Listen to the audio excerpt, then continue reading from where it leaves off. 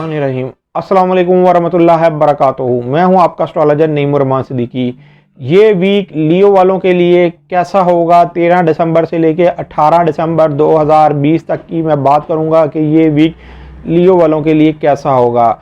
उसकी वजह यह है कि इस वीक की 6 दिन की वीडियो बनाने का सबसे बड़ा मकसद यही है कि इस 6 दिन के अंदर स्टार्स की बहुत ज़्यादा चेंजिंग है और सबसे पहले कि ग्रहण भी होना है। जो लियो वालों के 5 हाउस में ग्रहण होना है, इनके हाकिम सितारे ग्रहण होना है, जिसकी वजह से लियो वाले इस वीक के अंदर जिन मामलात में उनको परेशानी आ सकती है मैं आपको वो बताऊंगा। इस वीडियो को आप एंड तक देखें। अगर आपको आपकी डेट ऑफ बर्थ नहीं पता तो आप अपने नाम के पहले हरूफ से भी जान सकते हैं कि आप लियो तो नहीं। अगर आपके नाम के पहले हरूफ मीम से स्टार्ट होते हैं तो आप भी लियो हैं। उससे पहले जिन लोगों ने अभी तक मेरे चैनल को सब्सक्राइब नहीं किया उन लोगों से गुजारिश है चैनल को सब्सक्राइब कर लें, साथ ही बेल आइकन को पुश कर दें ताकि मेरी आने वाली हर वीडियो आप तक आसानी से पहुंच सके।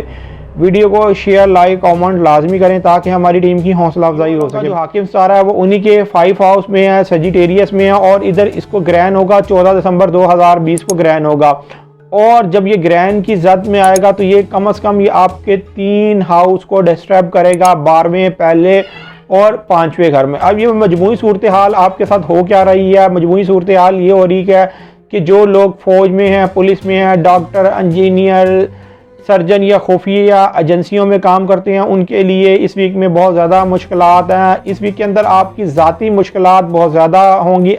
इन सब से बचने के लिए आप ज़रूर सदका निकालें। अगर आप 23 दर्जे 8 दकिये की पैदाइश हैं तो आपको ये ग्रहण ज़रूर डिस्टर्ब करेगा, और अगर आप इसके करीब की पैदाइश नहीं है फिर इंशाअल्लाह ताला आपको ग्रहण के बुरे असर नहीं पड़ेंगे।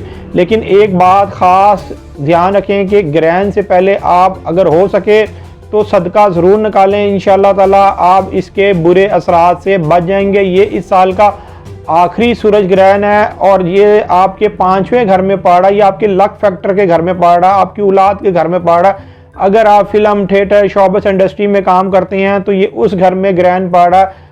अगर आपने कोई इम्तिहान दिया हुआ है और उसका नतीजा आना है तो ये उस घर के अंदर ग्रहण पड़ रहा है, ये आपके इम्तिहान के नतीजे के घर में ग्रहण पड़ रहा है। वैसे तो नतीजे का घर 4th हाउस होता है, लेकिन यहाँ पर इम्तिहान में जो कामयाबी का घर है ये आपका 5वां घर है। तो इस नहूसत से बचने के लिए आप ज़रूर ग्रहण से पहले सदका निकालें। और एक और चीज़ का ध्यान रखिएगा कि ज़ुहल जो 17 दिसंबर 2020 को आपके 6 हाउस से 7th हाउस में जा रहा है, ये आपकी बीमारी के घर से निकल के ये आपके शराकती घर में जा रहा है, हस्बैंड और वाइफ के घर में जा रहा है। अगर आप शादीशुदा हैं तो आपके ये शराकती मामलात को वहाँ पर जाके ज़रूर डिस्टर्ब करेगा।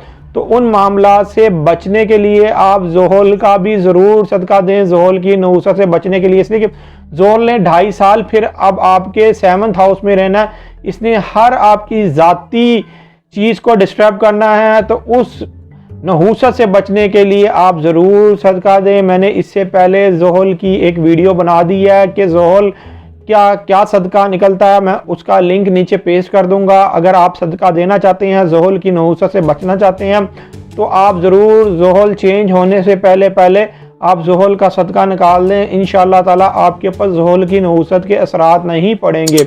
उम्मीद करता हूँ मेरी ये वीडियो आप लोगों को बहुत पसंद आई होगी। मेरी इस वीडियो को शेयर लाइक कमेंट और मेरे चैनल को सब्सक्राइब लाजमी कीजिएगा। अल्लाह हाफ़िज़।